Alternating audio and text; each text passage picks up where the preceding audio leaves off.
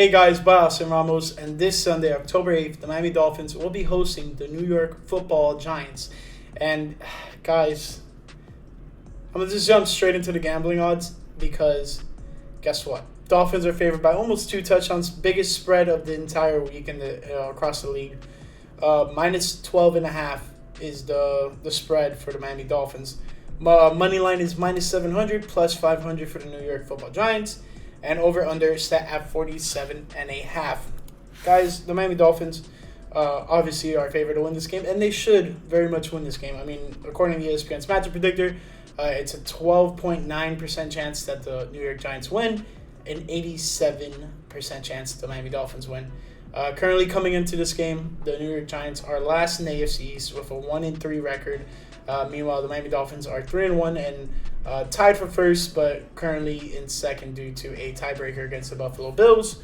And we'll get into some injuries, but that is a huge spread. Typically spreads favor in between, I would say, obviously 1 and about 7 points, and that's really like pushing it a lot. Almost a 2 touchdown spread is, I think it's a shot at the New York Giants. I think they're a better team. I think they're a team that's going to be able to compete with the Miami Dolphins. Do I think that's going to be the spread? I don't think so. So if I were a gambling man, I would probably put the spread on the New York Football Giants at plus 12.5. When you see a spread that big, you always want to favor towards the underdog. Aside from that, let's get into some injuries. So we'll start off with the New York Giants. There's a lot more injuries there to rattle off just because they're a team that the Dolphins haven't faced yet. I haven't gone over those injuries for them. John Michael Schmitz Jr., center, is out with a shoulder injury. Shane Lemieux, guard, with a groin injury, is listed as out. And then Andrew Thomas, offensive tackle, is listed as out with a hamstring injury. Saquon Barkley, running back, is listed as questionable and could be a big factor in whether or not this New York Giants team has a possible chance of competing and / winning this game. Guys, I'm a Dolphins fan. I'm not going to say that they're going to win, but the Giants, I'm not saying that the Giants are going to win, but the Dolphins are heavily favored for a reason. Micah McFadden, linebacker, questionable with an ankle injury. Daniel Bellinger, tight end, questionable with a knee injury. And then from the beginning of the season, these are guys who are listed on injured reserve / out for the remainder so far of this season. Wyatt Davis, guard, on injured reserve of an ankle injury. Tommy Sweeney, tight end, as out with an undisclosed injury. And then Aaron Robinson's cornerback listed as out with a knee injury. He's on the PUP / active list. And then Chris Meyer, tight end, on injured reserve with a hand injury. He's a former Miami Dolphin. Bryce Ford Wheaton, wide receiver, on injured reserve with a knee injury. And then J.C. Hassner, center, on injured reserve with a triceps injury. I'm not going to go too deep in the Dolphins injury report just because it hasn't been updated too much. But as far as guys who are either status has changed or so on and so forth, Jalen Phillips, linebacker, listed as questionable for an oblique injury. If I were Miami Dolphins, with everything that's been happening in terms of injuries and returning and so on and so forth, I would possibly just let Jalen Phillips sit this one out and just keep on putting him on the shelf until break glass in case of emergency. You want him to be at his top physical best, and currently it's unfortunate that he's not due to injuries. A big news came out today about the Miami Dolphins. Teron Armstead, offensive tackle, got placed on injured reserve with a knee injury. So he's destined to return at some point this season. But for the time being, the Dolphins put him on injured reserve, put him on the shelf, and let him heal up and make space for a roster spot. It's the best situation. I wish the Dolphins and Teron wouldn't have rushed coming back from the injury that he sustained in training camp. But I understand. You want to be out there with the guys. The team's being successful, and you want to be part of that success. But let's hope this doesn't snowball into something bigger. So let's just keep on ice until he doesn't need to be anymore. Robert Jones, guard, on injured reserve with a knee injury. Nick Needham is listed as out with his Achilles injury. Lester Carden, guard, is questionable with an undisclosed injury. Jeff Wilson still on injured reserve with a midsection injury. and he said that he won't practice on Wednesday, but we'll see. The the slotting for the IR for Jeff Wilson has been able to been lifted, and it hasn't yet. So, wondering if it's more of a let's stash him on a roster for as long as we can, or is it more so that there's a bigger issue at hand? I think it's more so of a stashing thing. But yeah, Connor Williams card listed as questionable. Hopefully he can return. No shade against Liam Eichenberg. I don't want him to chase after me with his burner account, but he wasn't the best at center. The protection sense, the snapping and so on and so forth, wasn't the best either. So it's a bit unfortunate. You hope that you can plug a guy in there, and I get it. It's a first game at a different position that either he's never played before or he hasn't played in a really long time. I mean, he's typically listed as a tackle, but he was playing center past Sunday against the Buffalo Bills, and it didn't look the best. But let's hope Connor Williams can get back out there. And then aside from that, I think we have Eric Uzama and River Craycraft were guys who were injured before the Buffalo Bills game. But yeah, guys, there's so much that I could say about how the Dolphins can win this game. But it's going to come down to a few things. It's going to come down to whether or not the Dolphins can get Daniel Jones on the ground, because the Seahawks pretty much laid it out there that if you can get to the quarterback, you're going to have a pretty successful day. They have a lot of injuries on the offensive line. There's turmoil between one of their former first-round picks and the fan base, and I'm possibly assuming the team, just because of his statement.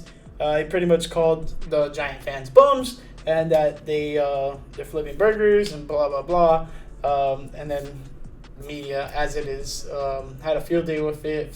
Twitter itself was on fire with Evan Neal flipping burgers, animations, stuff like that. I'm not going to put it out there because no need to add fuel to the fire, but there are issues lying there with that offensive line for the New York Giants. So, and this is something I can say forever and ever about how the Miami Dolphins and any other team in the NFL can win games each and every week, and that's to get to the quarterback, because that is a crucial part of the game. If you can limit the guy with the ball, guess what? You're going to limit the opportunities and put yourself in better positions each and every week, and that's hopefully what the Miami Dolphins can achieve. And I'm not expecting them to sack them 11 times.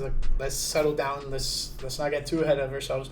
But the Miami Dolphins defensive line has struggled with bringing the quarterback down. They've been getting tons and tons and tons of pressure, but they haven't been able to get the quarterback down. So I want this to be a primary focus for this defensive line this week. So with that being said, bring Daniel Jones down. Should Saquon Barkley be back, don't let the running game take over, because I think the Dolphins have done a pretty good job at limiting the runs from the opposing teams. The running game for the Bills last week wasn't anything crazy. It was a lot of mismatches that were taken advantage of, and missed opportunities when you're not able to bring Josh Allen down the extensive play. Yada yada yada. Enough about that. Bring Daniel Jones down. Two, offensively, before we even get to that, the Miami Dolphins traded for Chase Claypool today. They traded a 6th-round pick for Chase Claypool on a 7th, I believe, and I don't hate the pick. I don't hate the trade. He's a fast, big guy. The hands are, there when he was in Pittsburgh and Chicago. He wasn't really catching much, but in terms of the potential, I think there's a lot of potential there. And could he be a guy that stays on the roster for the future? Possibly. I believe he's still on his rookie contract, if I'm not mistaken. So I think there's a ticking clock there in terms of what the Dolphins might want to do with him in the future. But I like it for depth, and I think it's very much needed because to start off the season, Jalen Waddle had that concussion, and you just, you saw early and often that guys going down, and you just want to avoid that, and you want to be prepared for those situations. So I like the pickup, but I'm not, head over heels for it. But offensively, pound the freaking ball. I want to see Devon Achane and Achane, my apologies, and Raheem Mostert just getting the rock all the time. I get it. This Miami Dolphins team is all about offensively. Tua, Tyreek Hill, Jalen Waddle. I mean, I have a bobblehead with all 3 of their heads on it, right? But to win in the NFL, you gotta establish a running game, and I will say, week in and week out, run the dang ball, because the pressure that was getting onto it with the depleted O line was not the best. You already had Duron Armstead out. You had Connor Williams out. The Dolphins cannot afford to have more pressure on Tua. You put him in a bad spot. He's having to make reads even faster than he was already. Yeah, I mean, he was making one of the quickest reads in the NFL. He was getting the ball out the fastest of all the players in the NFL. I believe it might have changed this past week, but essentially, got to allow him to have either time to throw or just get the ball out of his hands quick. And that is either running the ball, so you don't even have to worry about anything, just more so the handoff, how to get it to the running back in the backfield, or make quick, simple reads and let the playmakers do the rest. Aside from that, I know he can let it down the field. He can be accurate, whatever you want to say. I'm not too concerned about that. It's just the protection isn't there right now. And I feel like if you establish a good running game, it builds kind of like, all right, we're getting things going. We're doing a lot better, and I think that would be a huge factor for this Miami Dolphins team. Aside from that, I would love to see Jalen Waddle get more involved offensively. I understand, so kind of coming back from the concussion, but he didn't have a horrible game last week against the Buffalo Bills. But I would love to see him get a lot more targets. My fantasy team needs it. A lot of people are asking for trades of Waddle. I'm still holding out hope, just because I know the potential is there for him to have possibly a breakout game, and this could possibly be it. So quickly, sack the quarterback, run the dang ball, and when you're not running the dang ball, pass the ball to Jalen Waddle, and back to defense. If Barkley does play, do not let him be the main catalyst of this New York Giants football offense. Aside from that, I hope you guys enjoyed it. I know this video is kind of coming out a little early. It's currently Friday night. Work tomorrow, and I know it's going to be a busy day. So just want to put this out there before the game. And, let's go Dolphins, and I'll catch you guys after the game. Peace.